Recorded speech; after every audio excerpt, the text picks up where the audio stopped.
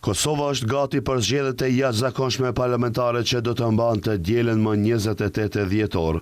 Ndërkaq, sot po voton diaspora. Votimi në përfaqësi diplomatike është mundësuar për herë të parë në zgjedhjet parlamentare të 9 shkurtit të këtij viti, ndërsa më herët qytetarët jashtë vendit kishin mundësi të votonin vetëm përmes postës. Procesi i votimit po zhvillohet në 40 vendvotime, të cilat i përkasin 16 ambasadave dhe 13 konsullatave të Kosovës në 18 shtete të ndryshme. Sipas të dhënave të Komisionit Qendror të Zgjedhjeve, lista e votuesve për këto zgjedhje përmban gjithsej 2.076.290 votues të regjistruar, prej tyre 1.990.205 qytetar kanë të drejtë vote në vendvotime të brenda Kosovës, ndërsa 77.085 votues janë regjistruar për të votuar jashtë vendit.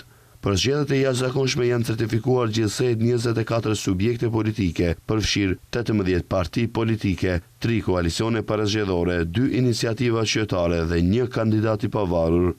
Në garë për një ulse në Kuvendin e Kosovës janë 1.146 kandidat për deputet nga të gjitha subjektet pjesëmarrëse.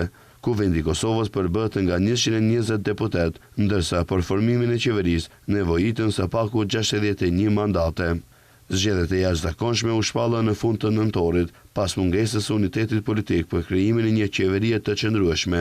Në zgjedhjet e fundit të rregullta, të mbajtura më 9 shkurt 2025, lëvizja vetëvendose doli partia më e madhe me rreth 42% të votave dhe 48 ulse në kuvend, por pa shumicën e nevojshme për të formuar qeverinë, çka çoi në krizë politike.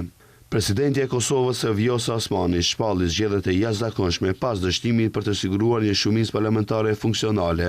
Edhe në këtë zgjedhje, qytetarët do të kenë mundësinë të votojnë për një subjekt politik dhe deri në 10 kandidat për deputet, në përputhje me ndryshimet e fundit ligjore në procesin zgjedhor.